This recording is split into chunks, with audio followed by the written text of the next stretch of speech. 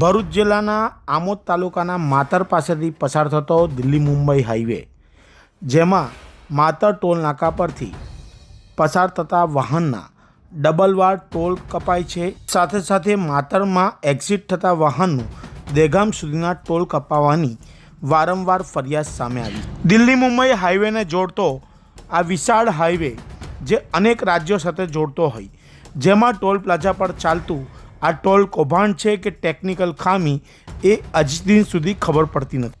આ સમગ્ર બાબતને લઈને આમોદના રહેવાસી કેતનભાઈ પટેલે ટોલ પ્લાઝા પર કરી રજૂઆત અને મીડિયા સમક્ષ કેતનભાઈ પટેલ શું કહી રહ્યા છે, નિહાળો આ વિડીયોમાં. મારું નામ કેતનભાઈ પટેલ છે. હું આમોદનો રહેવાસી છું. અહીંયાથી ઘણીવાર હું પસાર થતો હોઉં છું મારા થોડા કામથી કે આ છે વડોદરા જતા હોય છે, તો અહીંયા ટોલટેક્સની સુવિધા ચાલુ થઈ છે national highway Delhi Mumbai national highway પર. તો ઘણી વખત અહીંયા આગળ એવું જોવા મળ્યું છે કે મેં જ્યારે અહીંયા સાંપાથી ચડું ને સમિયાલા ઉતરું તો મારો ટોલટેક્સ અલગ અલગ રીતે કપાઈ રહ્યો છે. મને ધોળકા એક્ઝિટ બતાવી રહ્યું છે.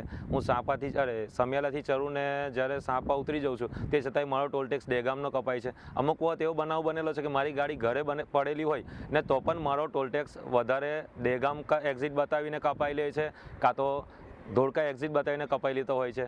આ એક સમજમાં નહીં આવતું કે અહીંયા આગળ, અને જ્યારે અમે અહીંયા આગળ પૂછવા આવીએ કે ભાઈ અમારો ટોલટેક્સ વધારે કપાય છે તો અમને કમ્પ્લેન કહેવાનું કહે છે કે 1033 પર કમ્પ્લેન કરો.